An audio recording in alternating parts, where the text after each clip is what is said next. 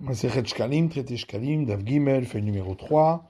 Nous sommes tout en haut à la première ligne. Taklit Adrachim. Dans la Mishnah, on a dit que on arrange les routes, Vet Archovot, et les rues, Vet Mikvot Hamayim, et les bassins pour l'immersion rituelle, Varosin Kol Tzorkei Rabim, et on fait tout ce qui est nécessaire pour le public, donc au 15 Adar.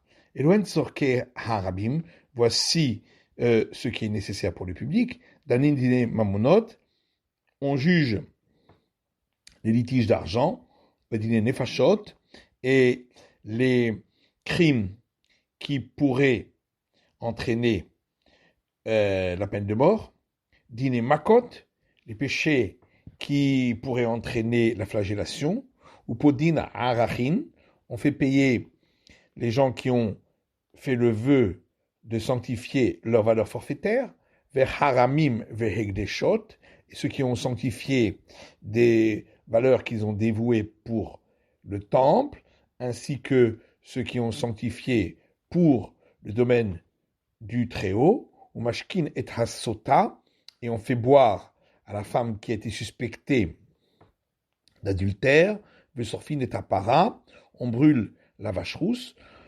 veorfin regla harufa, on procède à la cérémonie de trancher la nuque de la génisse, verotzrin evri, et on procède au poinçon de l'oreille du serviteur hébreu qui veut rester chez son maître après 6 ans, on met tarin et tametzora, et on procède à la purification du lépreux, on farkin et manroul me'al gabe hamaim, on enlève la serrure qui ferme les puits d'eau en hiver pour les ouvrir pour l'été, mais on ne remet plus cette serrure durant l'été. Taman taninan. Ailleurs, on a enseigné dans une Mishnah, Mashkin betashlachin, on a le droit d'arroser un champ qui a besoin d'être arrosé pendant la demi-fête, on met tsanin à l'akvorot. Également, on peut, pendant demi-fête, baliser les tombes, l'okvartzinu me'adar, et l'agma demande de toute façon, on a déjà balisé le 15 Adar. Donc pourquoi doit-on baliser à nouveau durant la demi-fête de Pessah? Petit pater, on peut répondre qu'on parle d'un cas où une pluie diluvienne est tombée et a effacé la marque qu'on avait faite.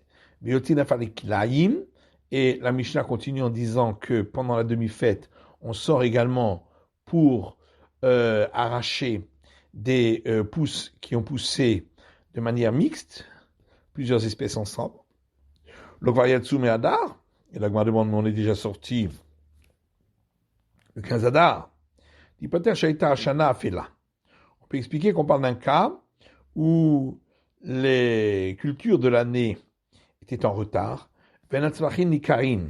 et au moment où on est sorti en Hadar, les pousses, on ne pouvait pas distinguer de quelle espèce elles sont. D'où est-ce qu'on sait qu'on doit baliser les tombes pour ne pas que on rende impurs les personnes ou les biens?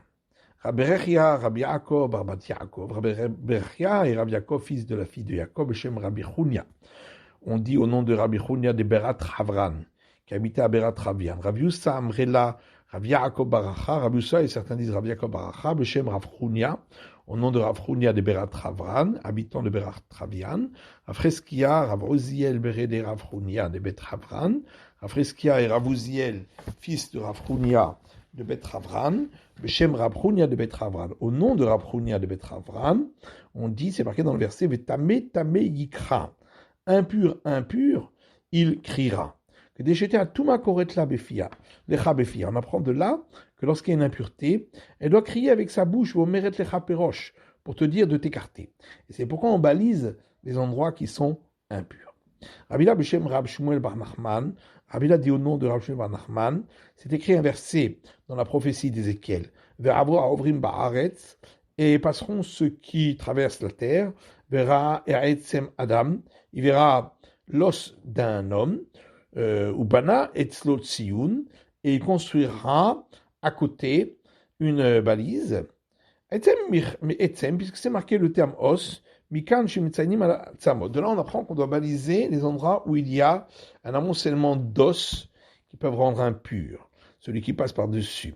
Adam, et puis c'est marqué homme, de là, on apprend qu'on doit baliser lorsqu'il y a une colonne vertébrale et un crâne qui rend impur celui qui passe par-dessus. Ou bana, et c'est marqué il construira. De là, on apprend que on doit faire la marque sur une pierre qui est fixe. Parce que si tu dis qu'on le fait sur une pierre qui est amovible, elle pourrait se déplacer et on rendrait impur un autre endroit. Et comme tahara, c'est marqué à côté, on fait la balise, pour apprendre qu'on le fait à l'endroit qui est pur, pour ne pas que les gens en viennent à aller sur l'endroit qui est impur. Tsioun, et c'est marqué qu'on fait une balise, mais quand Tsioun, de là on apprend qu'on doit faire une balise. S'il a trouvé une pierre seulement, avec la marque, bien que c'est pas normal de faire ainsi, puisque les pierres on doit les mettre autour, celui qui est passé par-dessus est impur. Parce que je dis, peut-être qu'il y avait en dessous un mort recroquevillé, il y en a une tartave qui se trouvait en dessous. Ayush Taïm, s'il y avait deux pierres. Celui qui est passé par-dessus les pierres est impur, ou Benehen, mais s'il est passé sur l'endroit qui se trouve entre les pierres, Tamé, il est impur puisque les pierres, on les met toujours autour de l'impureté. Et Maya Choresh Ben Taïm, si entre les pierres, il y avait un labour, l'endroit avait été labouré, rien qui chidot Benehen, rien qui chidot. Dans ce cas-là, on considère que l'endroit qui a été labouré, c'est sûr qu'il est pur parce qu'on ne laboure pas sur les endroits impurs.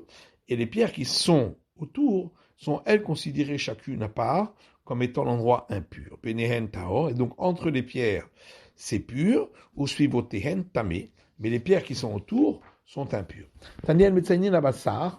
Il y a une braïta qui dit on ne fait pas de balise sur de la chair d'un mort. Chez Manitrakel, peut-être entre-temps, la chair s'est décomposée et il n'y a plus d'impureté. Abusta Barshunam Ba'a Kume Ramana. Abusta Barshunam a posé une question devant Ramana. Mais peut-être qu'il y a une impureté et dans ce cas-là, il devra rendre impur tout ce qui est passé par-dessus et qu'on avait considéré comme pur rétroactivement. Aman Emutavjit Kalkilubu le Shah. Il a dit vaut mieux encore qu'il se trouve qu'on devrait rendre impur pour un certain temps, valide calculubol et rolam, et qu'on ne le fasse pas pour toujours. Si on mettait une marque sur cette pierre, on considérerait que c'est toujours à tout jamais impur. Alachabet, matnitim. Donc, Mishnah suivante. Amarabuda barishona yookrin ou ashichin ifnehem. Rabuda dit, au départ, on arrachait les pousses qui avaient poussé en culture mixte, et on les lançait devant les propriétaires. Michérabour Ovre Avera, à partir du moment où ceux qui transgressent sont devenus nombreux, Ayum Ashechim Nidrachim. On a lancé cela sur les routes. Itkinu Shivavkirin et Kolasade, et par la suite on a institué de rendre tout le champ, de le déposséder de son propriétaire, de considérer qu'il appartient à personne. Marabuda, Agma a dit, voilà, dans notre Mishnah, on l'a dit, Rabiuda a dit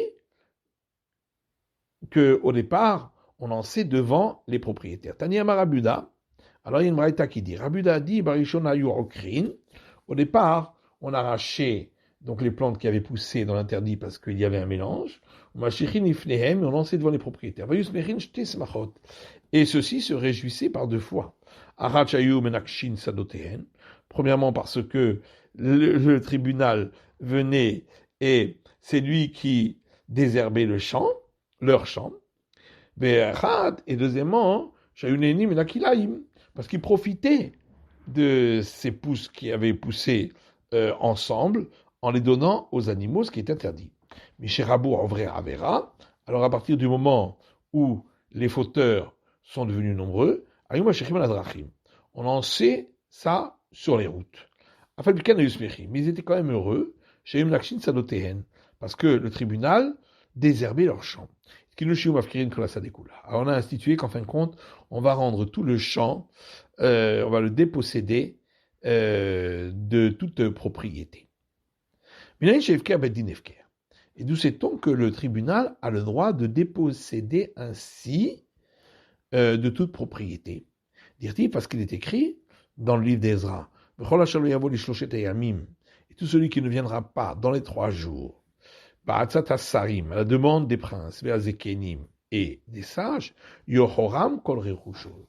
Tous ces biens seront considérés comme anathème, Yibaden mikahal agola, et lui sera séparé de toute l'assemblée de la diaspora. Et tout sait-on que ce qui est donc ce qu'on a dépossédé de tout propriétaire, on n'a pas besoin d'en prélever la dîme. C'est considéré même d'après la Torah comme n'ayant pas de propriétaire. Rabbi Yochanan Bered et Rabbi Yitzchak Baracha, Shoma'ala min hada. Alors Rabbi Yochanan, Yonatan, fils de Rabbi Yitzchak Baracha, a dit, on peut l'apprendre de cet enseignement qui dit, on n'a pas le droit de rendre une année bissextile, l'Oba Shvi'it, ni la 7e année, ni l'année qui suit la 7e année. Vimi Brouha, si on l'a rendu bisextile, Arezum ou Beret, on la considère comme bisextile.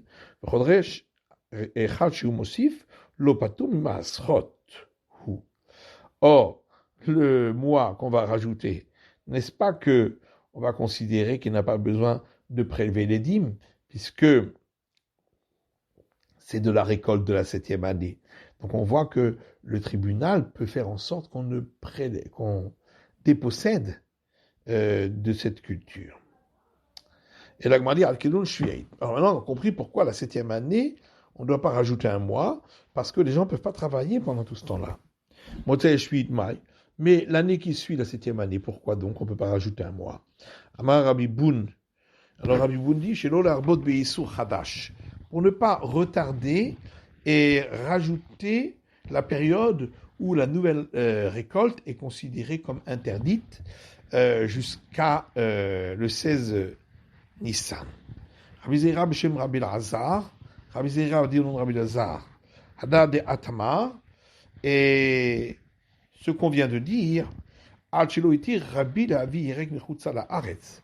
Donc ce qu'on a interdit de rendre une année de la 7e année et l'année suivante bissextile, c'est seulement en tant que Rabbi avait interdit d'importer des légumes de l'extérieur de la terre, de l'extérieur d'Israël, la Haaretz à Israël, parce qu'ils sont considérés, la terre en dehors d'Israël est considérée comme impure, et donc ces légumes, il peut y avoir des modes de terre autour. À partir du moment où Rabbi a autorisé d'importer des fruits de l'extérieur d'Israël, il n'y a plus de différence entre la 7e année et les autres années du cycle, puisque de toute façon, on peut avoir de la nourriture en important de l'extérieur d'Israël. Donc on a dit qu'on n'a pas le droit de rendre une année bissextile lorsqu'il s'agit de la 7e ou de la 8e année. Alors, Ramana dit, ça c'était au départ, Shayu Hashanim Ketikunan, lorsque les années étaient comme il faut, et les enfants d'Israël étaient sur leur terre, lorsqu'il y avait le temple. Mais de nos jours, où les années sont plus comme il faut, et il n'y a plus de juifs qui travaillent la terre en Israël, il n'y a plus de différence entre la 7e année et les autres années du cycle, puisque de toute façon, ce ne sont pas des juifs qui travaillent, mais les non-juifs. Et une braïta qui dit, dans la maison, les gens de la maison de Rabban Gamliel ont rendu l'année bissextile alors qu'il s'agissait de l'année qui suivait la 7e année. Miyad, immédiatement. Amar Rabbi Aboun, Minada, Leitachma Minaklum. De la preuve que tu as voulu rapporter qu'on n'a pas le droit que si on a rendu bissextile la 7e année, elle est considérée comme bissextile. De là, on apprend que le tribunal peut rendre un bien dénué de toute propriété. Ce n'est pas une preuve d'ici. Pourquoi? Shamor est trop de chaviv, parce que c'est écrit dans le verset, garde le mois du printemps, Shomreu she'aviu bechidushav. Garde-le, qu'il arrive lorsque, effectivement, il y a un renouvellement, il y a le printemps, donc Nissan doit tomber au printemps, et donc c'est une obligation de la Torah de rendre l'année bissextile. C'est pas les sages, alors, qui se permettent de propriété. Aïda Amar, Dagadish, Shelo Lukat Tartav. Aïda dit, mais il y a quand même une preuve d'un tas de céréales qu'on a placé sur un endroit où les pauvres n'étaient pas venus pour prendre la glanure. Et la règle est que tout ce qui touche le sol est considéré comme appartenant aux pauvres, puisque ça peut être de la glanure. Rabbi Ami Beshem Rabbi Shimon ben Lakish, et Rabbi Ami dit au nom de Rabbi Shimon ben Lakish, de Bet Shammai. Ça, c'est l'avis de l'école de Shammai. Dit que Bet Hillel, Ani Mochlim ou Measrin. D'après l'école de Hillel, les pauvres mangent de cela, mais ils doivent prélever les dîmes. Et Rabbi lui a dit non, nous n'avons entendu que c'est dispenser des dîmes. Et donc, d'après tout le monde, Knassa, c'est une punition qu'on a fait pour celui qui a posé ce tas de céréales sur cet endroit. Et donc, on voit d'ici que lorsque les sages ont dit que ça n'a aucune propriété, c'est quand même passible de devoir prélever les dîmes. Là-dessus, on considère que c'est encore la propriété, puisque d'après la Torah, ça a toujours propriété. Achigimel Magnitin, Mishnah suivante, Chamisha Sarbo, Shulchato de Jeshua Medina. Le 15 de ce mois d'Adar, des changeurs se trouvaient à leur table, à l'extérieur du temple, pour changer la monnaie, pour pouvoir donc apporter le demi-cycle. Le café, lorsqu'on arrivait au 25 Adar, Yashub Mikdash sont allés siéger dans le temple pour qu'on sache qu'il faut commencer à se dépêcher. Lorsque ils se sont assis, lorsqu'ils étaient assis, à partir du moment où ils étaient assis dans le temple, on a commencé à prendre un gage de celui qui n'avait pas encore payé le demi-cycle. Et puis, de qui on prend le gage? Les Lévites, les Israélim, les Israël, les Guérim, les prosélytes, les Avadim Meshucharim et les esclaves affranchis, puisqu'eux, ils ont l'obligation d'apporter le demi-cycle. Avalonachim, mais pas les femmes, les Avadim, ni les esclaves cananéens, les Knanim, ni les mineurs, puisqu'ils n'ont pas l'obligation d'apporter le demi-cycle. Tout mineur dont le père avait déjà commencé à payer le demi-cycle pour lui les autres années, Chouveloposek, il ne peut plus s'interrompre. On ne prend pas de gage des prêtres, Shalom, pour préserver la paix, on verra. Ben Bourri Beyavne, Rabbi a dit que Ben Bourri a témoigné à Yavne. Kol Kohen Sheshokel, tout prêtre qui apporte le demi-cycle est nochoté. C'est pas une faute, bien que c'est une offrande personnelle, mais il le donne au public et donc sera considéré comme une offrande publique comme les autres. Amarlo Rabban Yochanan ben Zakkai, Rabban Yochanan lui a dit l'eau, c'est pas ça. Qui est là kol kohen sheno shokel choté. Au contraire, c'est tout prêtre qui n'apporterait pas le demi-cycle qui serait considéré comme un fauteur. Là, Shakonim Dorshim Ikrazelas. Seulement, les prêtres expliquent le verset suivant pour eux, pour dire qu'ils n'ont pas besoin de l'apporter. Parce que c'est écrit dans le verset Kohen Kal Tiyeh, tout offrande d'un prêtre sera complètement consumé sur l'autel, l'autel ne sera pas mangé. Alors les prêtres disaient, à partir du moment où l'offrande du Homer, du 16 Nissan, et des 2 pains de la fête des semaines de Shavuot. Velechem apanim, et le pain de proposition qu'on apportait tous les Shabbats. Shenanuhen, si nous apportons, nous les prêtres, le demi-cycle, donc c'est aussi à nous. Et Arnechalim, comment pourrait-on les manger? Or, c'est écrit qu'on les mange. Mara, el mashkenim et aktanim. Donc la Mishnah disait qu'on ne prend pas de gage des enfants. Halitvoa torim. Donc ça veut dire que on leur demande quand même de payer. Hadad et Temar beshevish teserot. Mais ce qu'on a dit là, c'est seulement dans le cas où déjà étaient venus les deux poils. Avalim loevish teserot lo. Et si les deux poils n'étaient pas encore arrivés, il n'a pas du tout, on lui demande pas de payer. Beda. Donc selon la règle.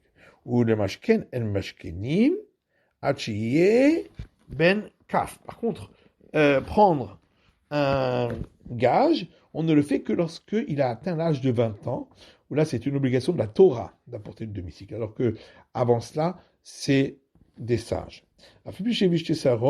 Et donc même s'il avait déjà les deux poids, ça ne change rien. Kinimatnitin, el mashkenim et akohanim bnedarke shalom. Akavod. Il faut expliquer notre Mishnah qui dit qu'on ne doit pas prendre de gage des prêtres, c'est par respect pour leur fonction. Et c'est ça qu'on a dit que c'est pour la paix, donc pour qu'il y ait le respect. Amar Rabuda Rabuda dit que Ben Bourri a témoigné que les prêtres qui apportent la contribution ne fautent pas, mais il n'y a donc pas du tout d'obligation de le faire. Tamad Rabbi Yochanan ben Zakkai. Amar Rabbi Rechia, Tamad Rabbi Yochanan ben Zakkai. Rabbi Rechia dit voici la raison de l'opinion de Rabbi Yochanan ben Zakkai qui lui dit que les prêtres ont l'obligation d'apporter le demi-cycle. Parce qu'il dit, c'est marqué dans le verset Zé yitenu, ceux-ci ils apporteront. Zé, c'est la valeur numérique 12. Yudbet Shvatim, donc c'est les 12 tribus qui apporteront, donc par leur prince qui les amène pour eux. Rabbi Tavi Beshem Rav Hamnuna Ken Beshivim Chachamim le Rabbi Yuda. Rabbi Tavi, au nom de Rav Hamnuna, a dit ainsi les sages ont rétorqué à Rabbi Yuda en disant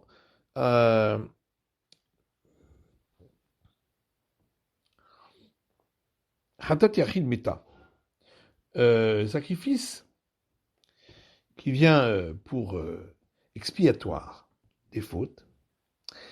Si on ne l'a pas utilisé, parce que on l'avait perdu, on a pris un autre à la place, ou parce que le propriétaire était mort, on doit le laisser mourir. En Hatat Tzibour Meta. Par contre, si c'est un expiatoire du public, celui-là, on ne le laissera pas mourir. Minchat Yachid Kreva Kalil, les offrandes du particulier, lorsqu'il s'agit d'un prêtre, sont complètement consumées sur le temple. Ven Minchat Tzibour Kreva Kalil. Et les offrandes du public ne sont pas apportées, ne sont pas offertes entièrement et brûlées sur l'autel. Donc, on voit bien que forcément, lorsque le Kohen apporte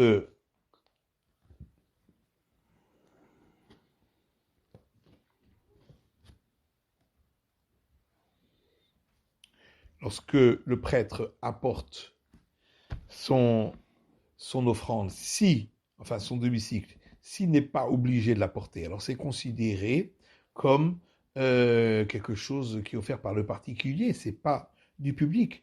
Donc ça aura tout à fait d'autres règles. Comment on peut lui donner les règles du public? Question contre Rabbi Yuda. Le Kashia. En réalité, il y a une question sur ce qu'on a demandé à Rabbi Yuda. Meshivin Adam d'avoir chez nous Modebo. Comment on peut poser une question à un homme à partir de quelque chose sur lequel il n'est pas d'accord? Puisque une braïta dit le sacrifice expiatoire du public ne doit pas être mis à mourir. Rabbi Domer Tamut. Mais Rabbi Yuda dit que oui. Donc à ce niveau-là, il n'y a pas de différence entre le public et le particulier. Vous motive Vlan. Lui-même Rabbi Yuda a répondu Zulo Nidvat Yachidi, que ce n'est pas considéré comme une offrande d'un particulier. puisqu'il le donne pour que ce soit utilisé par le public.